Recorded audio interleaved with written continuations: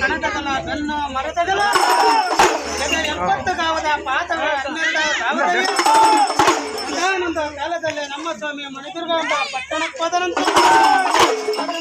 ಕಾಲದಲ್ಲೇ ಬ್ರಹ್ಮನಿಂದ ಹೊರ ಪಡೆದ ಮಣಿಕ ಮಲ್ಲಾಸುರರು ನಮ್ಮ ಸ್ವಾಮಿಯನ್ನು ನೋಡಲಿಕ್ಕೆ ಬಂದರಂತೆ.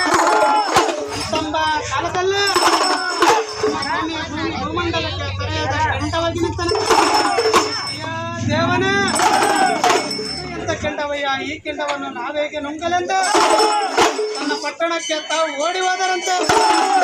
ಹೋದಂತ ಕಾಲದಲ್ಲಿ ಪಾರ್ವತಿ ಪರಮೇಶ್ವರನ ಕೈಲಾಸದಲ್ಲಿ ಆವಿನಾಚಿಗೆ ಚೋಳಿನ ಗತ್ತಿಗೆ ನಾಗರ ತಲೆದಿಂಬಿಗೆ ಇಟ್ಟುಕೊಂಡ ಮಲಗುವಂತ ಕಾಲದಲ್ಲಿ ಪಾರ್ವತಿ ದೇವಿಯ ಶಿವನಿಗೆ ಏನೆಂದು ಹೇಳಿದಳಂತೆ.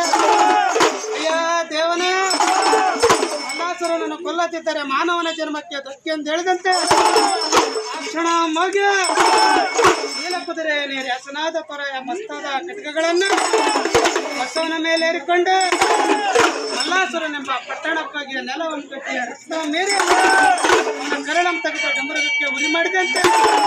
ಅವನ ಕಿಬ್ಬಟ್ಟಿನ ಚರ್ಮವನ್ನು ತೆಗೆದ ಡಮರುಗಕ್ಕೆ ಚರ್ಮ ಹೊಡೆದುಕೊಂಡಂತೆ. ಅವನ ಕಣ್ಣನ್ನು ಕೆತ್ತ ಡಮರುಗ ಗುಂಡು ಮಾಡಿದಂತೆ. ಅವನ ನಾಲಿಗೆಯನ್ನು ಚುಳಿ ಬಂದಾದ ಭಕ್ಷ್ಯ ಮಾಡಿದಂತೆ. ಅವನ ಅಲ್ಲನ್ನು ಮುರಿದ ಕವಡೆ ಸರ ಮಾಡಿದಂತೆ. ಅವನ ಕೆಲ ಚಿಪ್ಪನ್ನು ನಡೆದು ಧೋಣಿ ಕಪಾಲಿಯನ್ನು ಮಾಡಿದಂತೆ. ಅವನ ಅಗ್ನಿ ನೇತ್ರವನ್ನು ತೆಗೆದು ಅಂದ ದೀಪವನ್ನು ಹಚ್ಚಿದಂತೆ.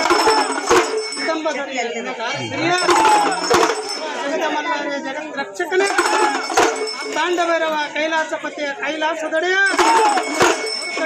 ಮಕ್ಕಳೇಶ್ವರ 3 ಲೋಕದ ಗಂಡ ಮಲ್ಲ 70 ಒಡೆಯ ಮಲ್ಲಾರಿಂಗ ಕಾಲಕ್ಕೆ ನನ್ನ ಭಕ್ತರನ್ನ ಕಾಪಾಡು ತಾಯಿ ಆದಿಶಕ್ತಿ ಎಂಬ ಭಾವ ನಿಮ್ಮನ್ನು ದಾಸರು ಮಾಡ್ತೀನಿ ಹೇಳು.